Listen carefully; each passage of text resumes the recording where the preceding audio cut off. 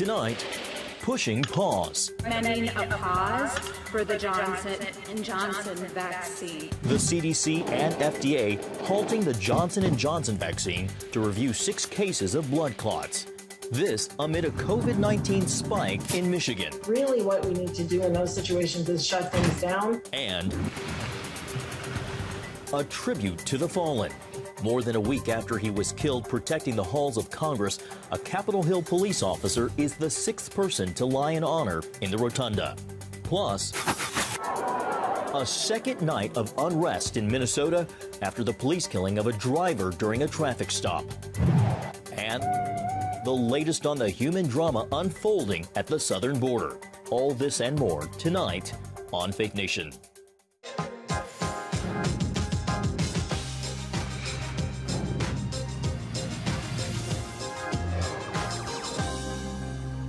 From 3 vaccines down to 2. Welcome to Faith Nation. I'm John Jessup. And I'm Jenna Browder. Thank you for joining us. Well, Johnson & Johnson's COVID vaccine is no longer in the mix. The government announcing a pause of the single-shot dose within the federal supply chain. Though temporary, the halt has wide implications, both for those scheduled to get those J&J shots and some, the very few, who may experience rare side effects. What impact is this going to have about people's attitudes about vaccines in general? This pause follows nearly 7 million Johnson & Johnson vaccine doses given in the United States. The reason, 6 cases of rare blood clots. All 6 are women ages 18 to 48.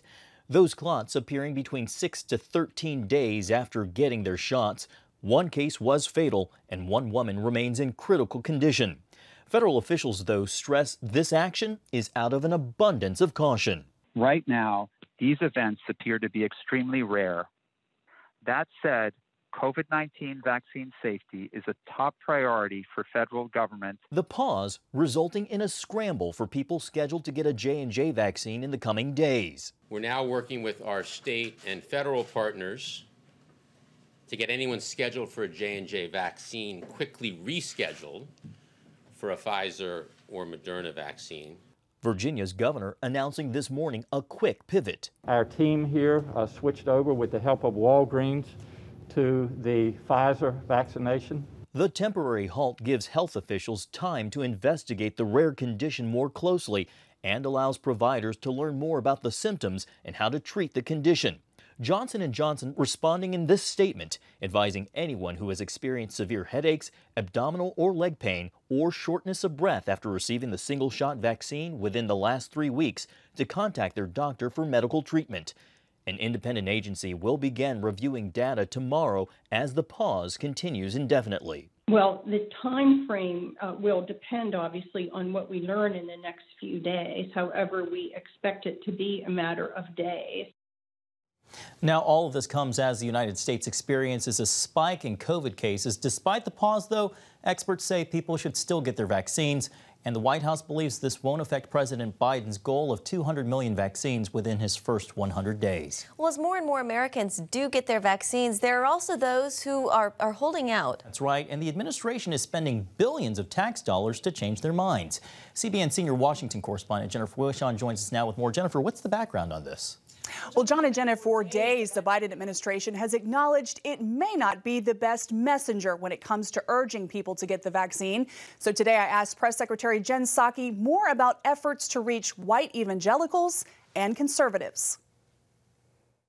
Can you take us inside the process as to how you're determining who the best messengers are for those communities? What we've seen through our data is that local messengers, whether that is elected officials, mayors, doctors, sometimes clergy, civic leaders, are the most effective messengers of anyone. And that's why a large part of our $3 billion funding that we have are focused on getting out into the country is on working with community-based organizations to strengthen vaccine confidence in the highest risk and hardest hit communities. And as part of that outreach, the administration is running public service announcements on the show The Deadliest Catch during NASCAR programming and country music television. Meanwhile, Dr. Anthony Fauci is urging Americans who've already received the Johnson & Johnson vaccine to be vigilant, but not to panic. So you're talking about tens and tens and tens of millions of people who've received vaccine with no adverse effect. This is a really rare event. If you look at what we know so far, there have been 6 out of the 6.85 million doses, which is less than 1 in a million. And as we've reported, Fauci says anyone who's going to see the side effect of this vaccine will experience it, John and Jenna, within 6 to 13 days of receiving the shot. All right, Wishon, thank you very much. Great job at the White House today. And here now for more CBN News medical reporter Lori Johnson. Lori, let's start right there. How serious is this J&J vaccine pause to the overall fight against COVID? Well, Jenna, the White House COVID response team informed us that there's plenty of supply of Moderna and Pfizer vaccines. So all those people who were expecting to get a J&J vaccine can now get a Pfizer or Moderna vaccine, and there's plenty of supply. And so they're still on target to get as many people as want to be vaccinated by May 31st. And Lori, does it, as one prominent doctor says, show that the system is actually working? Well, it really does. A lot of people thought that this was a vast overreaction on the part of the FDA and the CDC, because think of it, 7 million people in the United States have gotten a J&J vaccine, and 6 people have had this reaction. So you talk about a 1 in a million chance. This is actually a greater than 1 in a million chance. But just because the FDA and the CDC is the world's leader in safety, this goes to show you, and it's really a testimony as to how seriously they take any safety concern. Lori, I want to circle back and talk about something we've addressed in the past. What about the use of aborted fetal cells to develop the J&J vaccine? Is there a moral reason not to get that shot? Well, as you accurately pointed out, the J&J vaccine, not the Pfizer and the Moderna vaccines, but only the J&J vaccine is the one that has been associated with fetal cell lines. So if there's any question at all, get the Pfizer or get the Moderna, because these are not involved with the abortion controversy or any abortion questions. And as I just got done saying, there's plenty of those supplies, and there haven't been any red flags. 113 million people in the United States have gotten either a Pfizer or Moderna vaccine. I got my second Pfizer shot just 5 hours ago, and there haven't been any red flags whatsoever with these 2 vaccines. But getting back to your question about the aborted fetal cell lines, I did want to make that distinction because there has been a lot of misinformation about this. There are not aborted fetal cells that were used in the development of the J&J vaccine. It's aborted fetal cell lines, and people think, well, what's the difference? That doesn't sound like it's a very big difference. It's a huge difference, because we're talking about cells that were derived from an abortion more than 40 years ago, and those cells have actually been reproducing over and over and over again in labs. A lot of people don't know that's even possible. So we're literally talking about thousands of generations removed from the original fetal cells, but those fetal cell lines were indeed used in the manufacture of the J&J vaccine. All right, medical reporter Lori Johnson, we always appreciate your insights. Thank you so much. Thank you, Lori. Sure. And overseas tonight, the nation's longest war is drawing down. The White House announcing today the U.S. will withdraw all U.S. forces from Afghanistan on September 11th, 20 years to the day after the 9/11 terror attacks on the World Trade Center towers and Pentagon. President Biden is expected to announce the decision tomorrow. It means thousands of U.S. troops will remain in the war-torn country beyond the May 1st deadline negotiated by the Trump administration and the Taliban. Well, a resignation to report tonight. The police officer who shot and killed an unarmed man during a deadly traffic stop in Minnesota has stepped down. Kim Potter was a 26-year police veteran with the Brooklyn Center Police Department. Also resigning, the city's police chief. Those announcements coming in the wake of another night of unrest in Minnesota and in several cities across the country. Police in riot gear deploying flashbangs and pepper balls on crowds protesting the death of 20-year-old Dante Wright. The renewed clashes in the streets come nearly a year after the death of George Floyd. Today, the prosecution rested its case in the murder trial of former Minneapolis police officer Derek Chauvin, and now the defense team is calling witnesses of its own. Today, Minneapolis Park police officer Peter Chang, who responded to the encounter that left Floyd dead, testified about the crowd. Did you notice anything in terms of the tone or tenor of the voices of those people?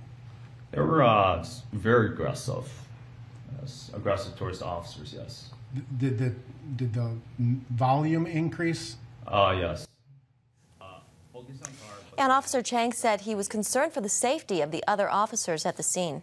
Well, from those described as bad actors in the force to a police officer hailed as a hero, a somber day of remembrance as President Joe Biden, Washington lawmakers, and the U.S. Capitol Police Force paid respects to one of their own. Officer William Evans died in the line of duty April 2nd after a driver hit him trying to break through Capitol barricades. Evans is only the 6th person to lie in honor at the U.S. Capitol Rotunda and the 2nd Capitol police officer this year alone. CBN News Capitol Hill correspondent Abigail Robertson joins us with more on the farewell ceremony. Abigail? Well, Jenna, there's no doubt that 2021 has been an incredibly tough year for the U.S. Capitol Police, which in the last 4 months alone has said goodbye to 3 of their own, including Billy Evans, who was known on Capitol Hill as a welcoming presence. He had great dad jokes, and he had a very big smile. Your son, your husband, your brother, your dad was a hero. President Joe Biden, who himself has lost a wife and 2 children, spoke at Wednesday's memorial.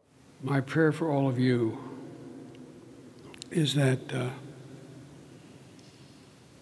day will come when you have that memory, and I said you smile before you bring a tear to your eyes. Officer Evans served for 18 years. He tragically died on Good Friday when a driver rammed into the north barricade of the U.S. Capitol, killing Evans and injuring another officer. His sacrifice recalls Scripture. Greater love has no one than this, that he laid down his life for his friends. Evans is survived by his wife and 2 children, Logan and Abigail. Because as long as you have them, you've got Billy. Earlier this year, Officer Brian Sicknick lay in honor after dying from injuries sustained while defending the Capitol on January 6th.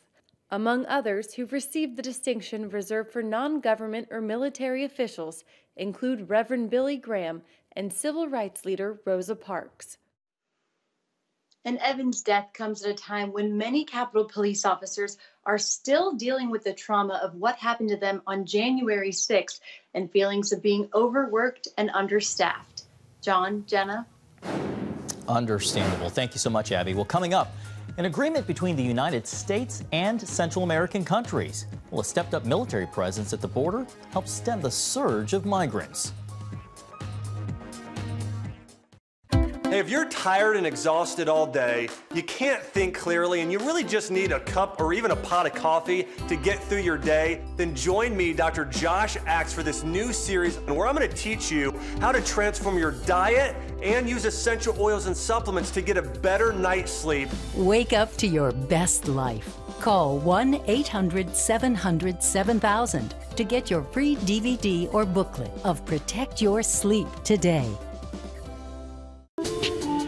It's about the competition. I kind of put that pressure on myself, and I think people had expectations. It's about overcoming. We use this phrase all the time, keep chopping, keep practicing hard. It's about going the distance. I think as a father, it's my job, to lead, just be the best husband and father I can be. Watch Going the Distance with Sean Brown Saturday night at 7:30 on the CBN News Channel.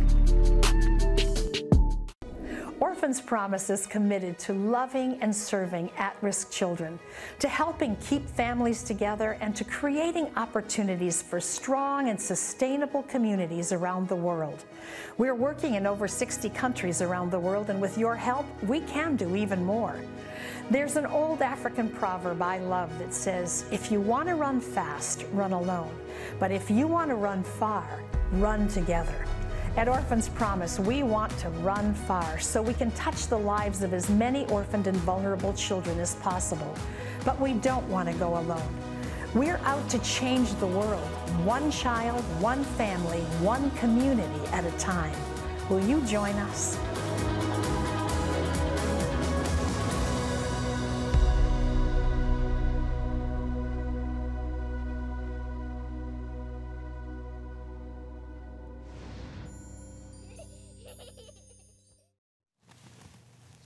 Well, welcome back. As the human drama on the southern border continues to play out, Central American countries are preparing to step up the military presence on the border.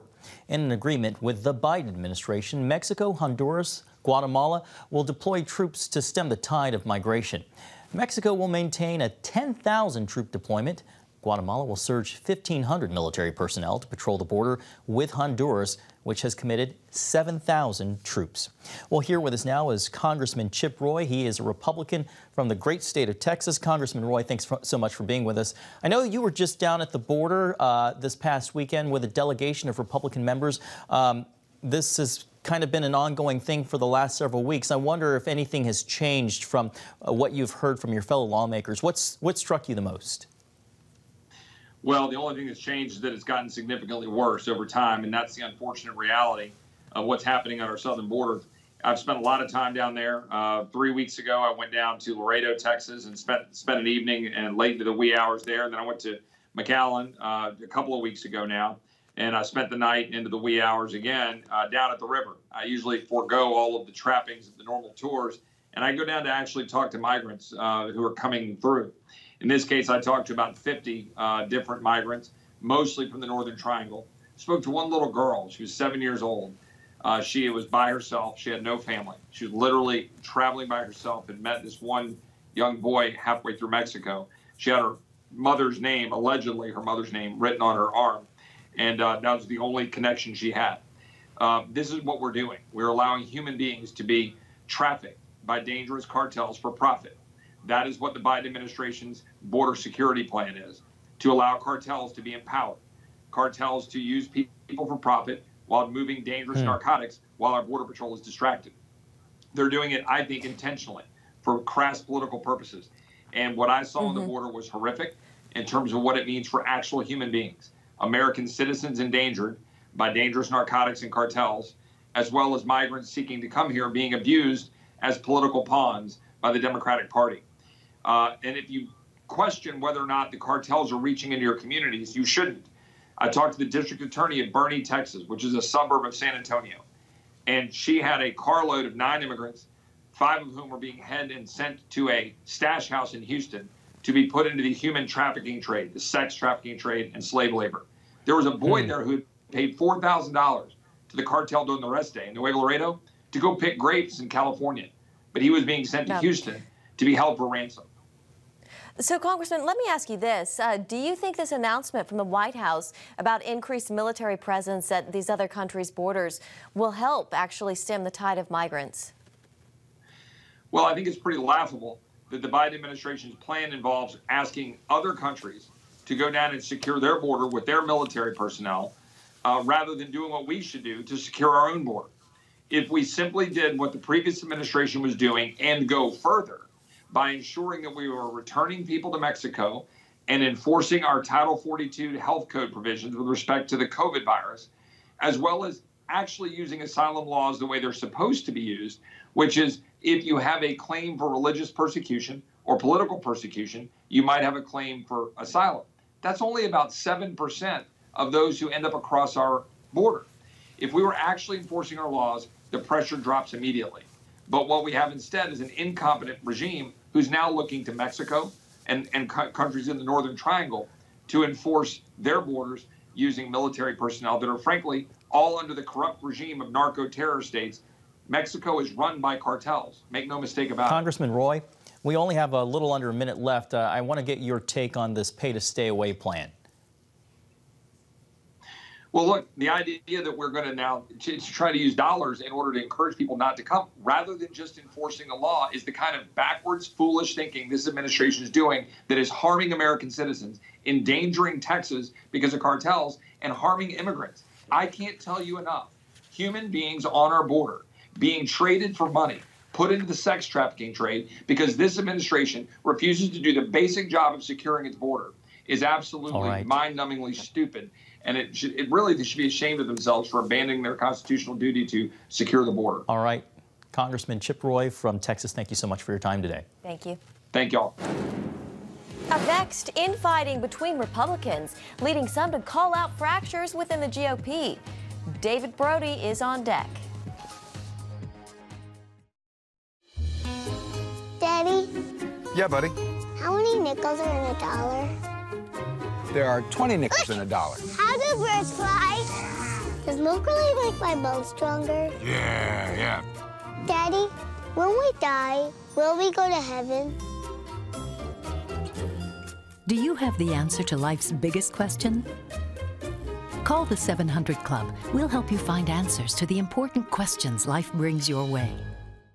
Watch breaking news, in-depth exclusive stories and programs from health to entertainment you won't find anywhere else. The CBN News Channel, a perspective you can trust.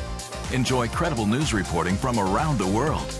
Discover inspiring programs and stories of hope, all in one place from a Christian perspective. The CBN News Channel, a perspective you can trust. To watch the CBN News Channel, download the app or visit cbnnewschannel.com.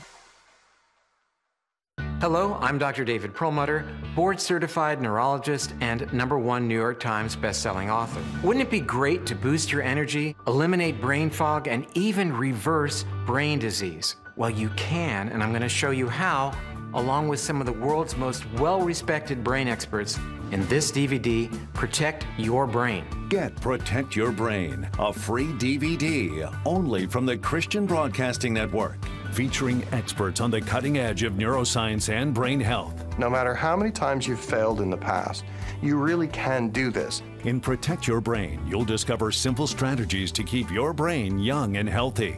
Improve your memory. Discover the gut-brain connection. In Protect Your Brain. Get your free copy at cbn.com or call 1-800-700-7000. If you want to improve the quality of your life, get the DVD Protect Your Brain and get it today. Well, welcome back. It is always a busy week here in Washington, and with that, we want to get some analysis from our CBN News chief political analyst, David Brody. David, let's start with former President Trump and the future of the Republican Party. So this weekend, he met with GOP leaders at Mar-a-Lago, and he blasted Mitch McConnell. President Trump said he was also disappointed in Mike Pence for not doing more to overturn the election results. What does this all say, David, about Trump's role in the Republican Party? Well, Jenna, he's the kingmaker. And when, there used to be a television commercial a very long time ago, not to date myself, but the television commercial went, "When E.F. Hutton talks, people listen." Well, Donald Trump is E.F. Hutton. Because when he talks, people are still listening. Liberals shudder at that thought, but it's the truth. And so, therefore, he's just saying what he's been saying for a very long time about Mitch McConnell and since January 6th about Mike Pence. And is there a rift in the Republican Party? There is. But the rift is not so much with Donald Trump and Mitch McConnell. It's with MAGA Nation and traditional Republicans. And we're not even talking about rhinos at this point. It used to be rhinos versus Republicans. Now it's traditional Republicans, folks that are just kind of standard rank and file Republicans against what is the new rank and file, which is MAGA Nation, which is a group that Trump is captivating still to this day. Right, indeed. Well, speaking of traditional Republicans, former Speaker of the House John Boehner, he's making quite a few waves, David, with his new book. Do you think this is evidence of a fracture in the Grand Old Party, or just Boehner, kind of being John Boehner and stirring up some old wounds? Yeah, that's a good point. I like the way you said it. It's a little bit of Boehner stirring up some old wounds. He went after Ted Cruz and all of that. But I do think it is, once again, emblematic of this rift that we're seeing. Look, John Boehner is old school, right? I mean, he's the back alley guy. He's smoking a cigar pipe there and lighting up the room and making deals with Democrats. And yeah, he's a conservative. There's no doubt about it. But once again, and he wouldn't even be considered a rhino. But in today's Republican Party, he could be on the cusp of being a rhino because MAGA Nation has gone further right or further conservative or further red or further principled. Call it whatever you want. they're further that way. And therefore, even if John Boehner is staying where he's always been, he now looks further to the left. And I think that just means more schism, more division in the party. Yeah. David, just a few seconds left here, but today Mike Pence launched a new conservative organization to advance Trump-era policies. Is this is this the former vice president saying he's still on Trump's side, or how do you read this?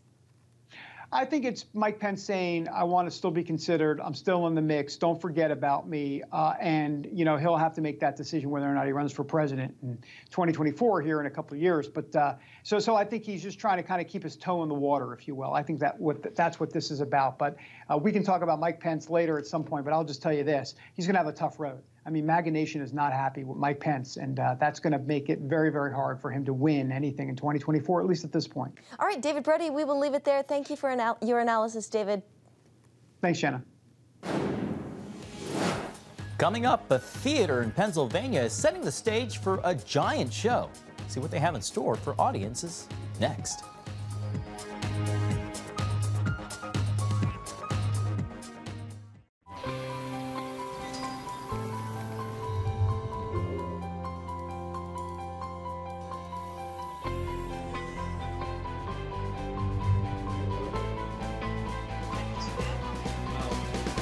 I am Regent's first ROTC graduate student.